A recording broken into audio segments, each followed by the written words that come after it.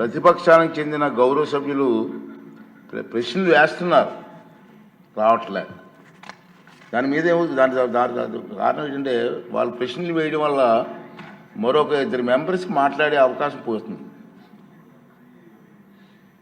అది సమంజసం కాదు ప్రజాస్వామ్యంలో. కానీ ప్రశ్నలు అడగడానికి సభలో ఉండటం లేదు. మీరు చూస్తూనే ఉన్నారు, ప్రశ్నలు వస్తున్నాయి, వాళ్ళు సభలోకి రావట్లేదు. ఈ కారణంగా సభలో ఎవరో ఒకరి ద్వారా మరో 2 ప్రశ్నలు అడిగే అవకాశం కోల్పోతున్నారు. ఇది చాలా దురదృష్టకరం. సభకు ఎన్నికైన గౌరవ సభ్యులు సగర్వంగా సభకు రావాలి. ప్రజలు ఎన్నుకున్నారు మిమ్మల్ని, సభలోకి వెళ్ళి మా సమస్య మాట్లాడమని. సభకు రావాలి. ఎవరికీ కనిపించకుండా వచ్చి సభ్యులు హాజరు పట్టికలో సంతకాలు చేసి వెళ్ళిపోతున్నారండి, దొంగలలాగా వచ్చి.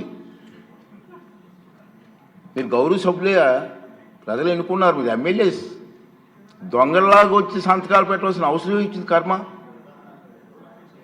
ఒకసారి ఎమ్మెల్యేగా గౌరవప్రదమైన దీంట్లో ఉండి హాజరు పట్టికలో సంతకం చేసి సభకు ఆ మొహం చాటేయడం వారికి గౌరవాన్ని తగ్గించిందే తప్ప పెంచదని చెప్పి నా తాలూకు అభిప్రాయం.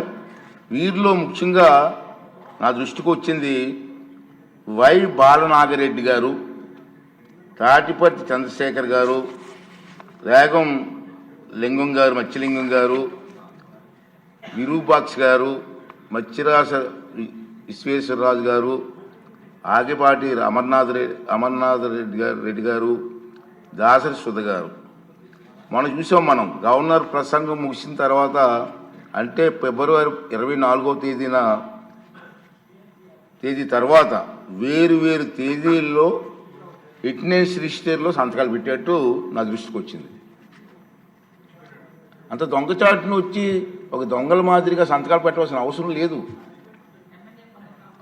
కానీ వారు ఎవరు కూడా నాకు సభలో కనిపించలేదు. సంతకాలు ఉన్నాయి కానీ సభలో కనిపించారండి మీకు ఎవరికన్నా?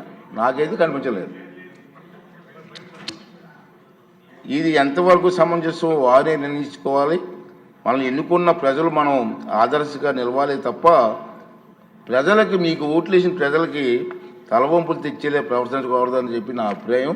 ఈ సభ ముందు పెట్టాలని చెప్పి నేను ఈ 2 విషయాలు మీకు తెలియజేస్తానండి.